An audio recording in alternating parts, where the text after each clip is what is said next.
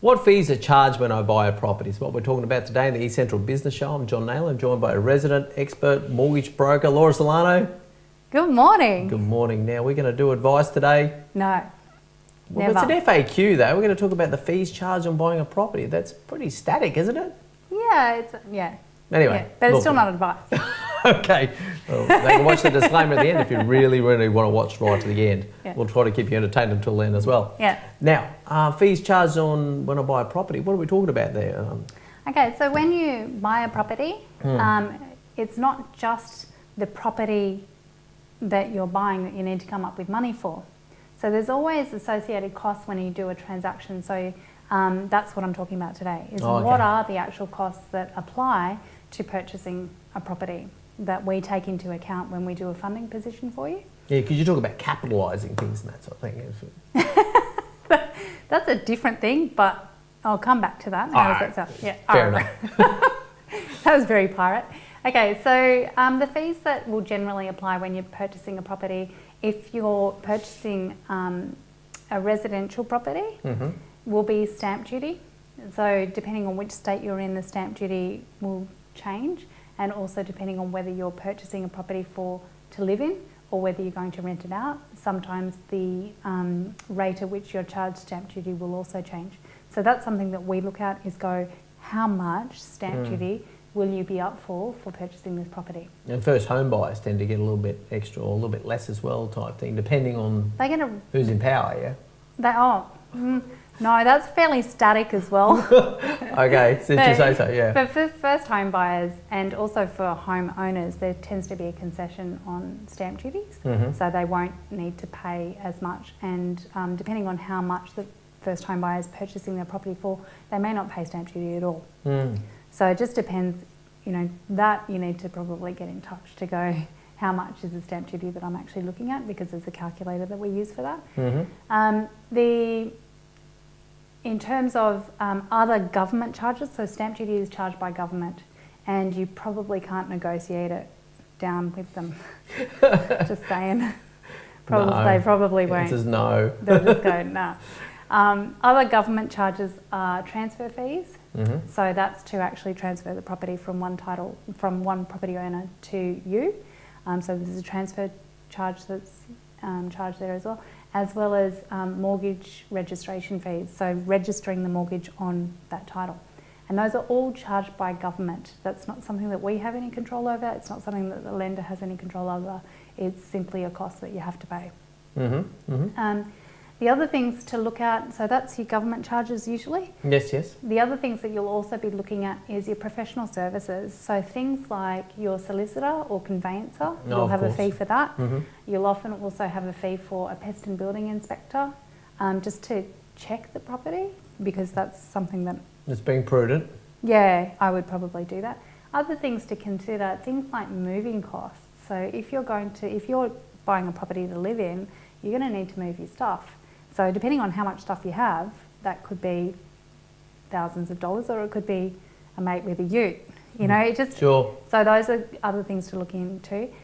Those are, again, external to the lender and external to us. So those are things that we factor into the funding position. And the other thing that we look at is the lender fees. So how much does it cost to actually obtain your loan? And that might be things like an application fee or a settlement fee. There might be a documentation fee that they charge to prepare the mortgage documents. There could be things like, if you're fixing a loan, it could be a rate lock fee if you choose to do that. There could be a valuation fee.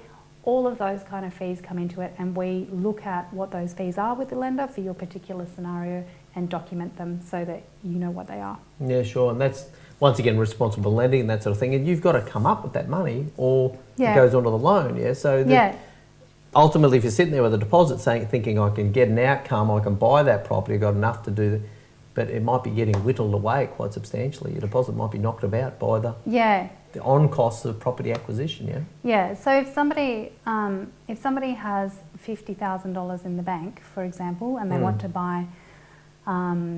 to buy a property for $650,000 or say $500,000, and they think that they have a 10% deposit. By the time they take out their costs, they don't have a 10% deposit. Yeah, that really is going to knock it around, isn't it? Yeah. So it's something that we look at.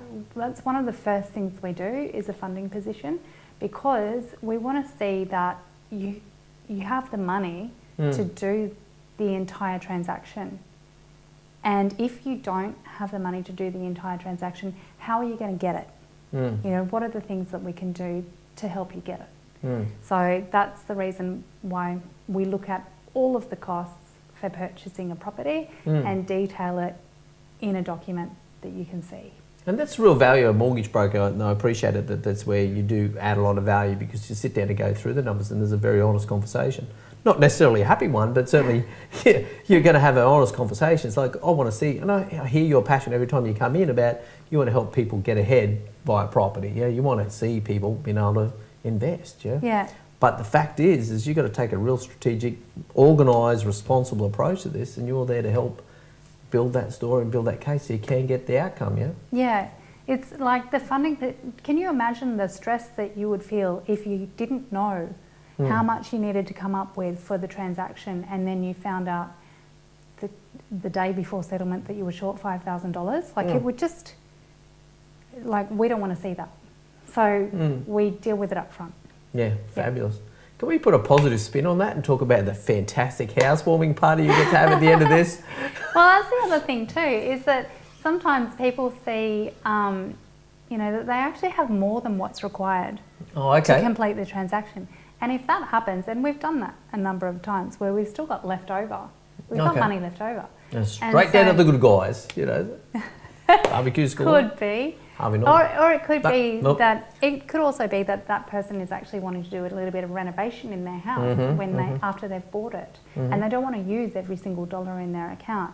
Or it could be that they want to have just a safety net. And we will take those things into account as well, and just go, where's the balance to give you, to help you get through this transaction, which is the purchase, and then build a life around that transaction afterwards. Yeah, sure.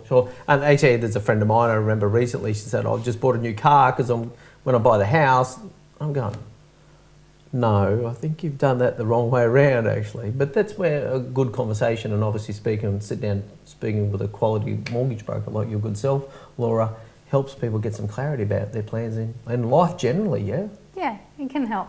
Yeah. Okay. Now, how do they get in touch with you, Laura? Let's segue. Okay, segue. Segue. You can call me on mobile at 0422 320 497, or you can also email through to the office, home@podfinancial.com.au. Okay, fabulous. Another great episode, great information from Laura Sillano, our resident expert mortgage broker at the East Central Business Show. We'll speak to you next time.